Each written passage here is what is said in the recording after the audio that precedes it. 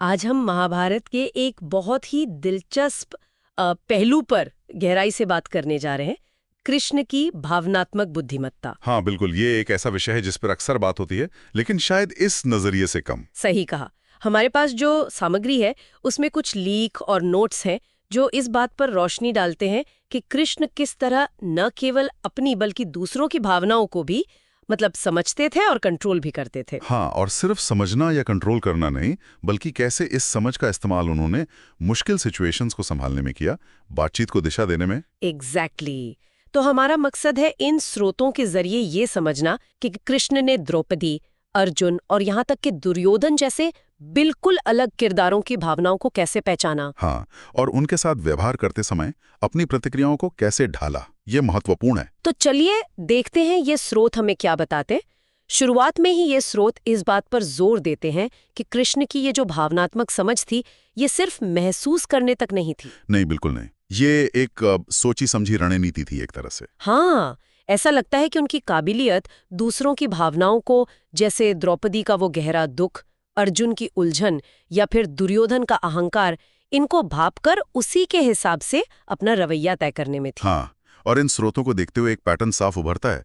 कृष्ण का हर व्यक्ति के साथ व्यवहार वो बिल्कुल अलग था। अच्छा, हाँ, मतलब उनकी खास भावनात्मक स्थिति और मिजाज के मुताबिक।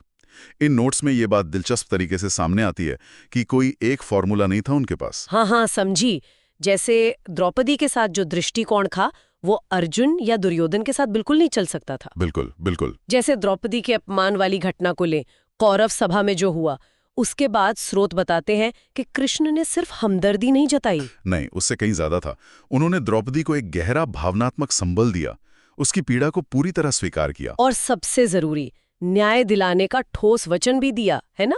हाँ, वो बहुत महत्वपूर्ण था। और यहाँ तक कि वनवास के मुश्किल सालों में भी, जैसा एक लेख में जिक्र है, वो धैर्य से द्रौपदी के गुस्से और हताशा को सुनते रहे। तो ये सिर्फ दिलासा नहीं था, बल्कि एक एक्टिव इमोशनल सपोर्ट था। हाँ, सक्रिय भावनात्मक समर्थन। और यह उनकी गहरी सहानुभूति क्षमता को दिखाता है, दूसरों के दर्द को समझना और उसे मान्यता देना। अच्छा, अब इसकी तुलना कुरुक्षेत्र में अर्जुन की स्थिति से करते हैं। हाँ, वो बिल्कुल अलग मामला था। जब अर्जुन युद्ध से विमुख हो रहे थे, वो नैतिक दुविधा में थे। तब कृष्ण ने उनकी भावनाओं को खारिज नहीं किया, अनदेखा नहीं किया। नहीं, बिल्कुल नहीं। बल्कि जैसा कि स्रोतों में विश्लेषण किया गया है, उन्होंने सहानुभूति के साथ गहन दार्शनिक तर्क का सहारा लिया। गीता का उपदेश। हाँ, लेकिन वो सिर्फ उपदेश नहीं था।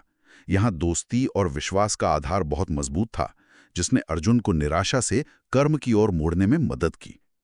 ये एक भरोसे के रिश्ते पर आधारित भावनात्मक मार्गदर्शन था। सही कहा। और अब आते हैं सबसे पेचीदा मामले पर, दुर्योधन जैसे विरोधी के साथ उनका व्यवहार। हाँ, ये वाकई दिलचस्प है। हस्तिनापुर में शांति दूत बनकर जाने का किस्सा तो है ही, इन नोट्स में ये बात उभर कर आती है कि कृष्ण अच्छी तरह जानते थे कि दुर्योधन शायद ही मानेगा। हाँ, उसके अड़ियल स्वभाव को समझते थे वो। फिर भी उन्होंने कूटनीतिक मर्यादा बनाए रखी, तर्क और धर्म की दुहाई दी। ये एक कोशिश थी, भले ही नतीजा पता हो। सही कहा। और दुर्योधन की मृत्यु के समय का दृश्य याद कीजिए, वो भी बहुत कुछ कहता है। हाँ, जब घायल दुर्योधन कड़वाहट से कृष्ण पर पक्षपात का और अपनी हार का षड्यंत्र रचने का आरोप लगाता है, तब कृष्ण क्रोधित नहीं होते। स्रोत इस क्षण को उनके आत्मसंयम सेल्फ रेगुलेशन के शिखर के रूप में दिखाते हैं। वो शांति से लेकिन दृढ़ता से दुर्योधन के ही जीवन भर के गलत कर्मों को गिनाते हैं। हाँ, कि तुम्हारी ये गति तुम्हारे अपने कर्मों से हुई है। ये उनके जबरदस्त आत्मनियमन और सामाजिक कौशल का सबूत है। तो वो जानते थे कि कब सांत्वना देनी है, कब तर्क करना है और कब कठोर सच बोलना है, वो भी बिना अपना आपा खोए।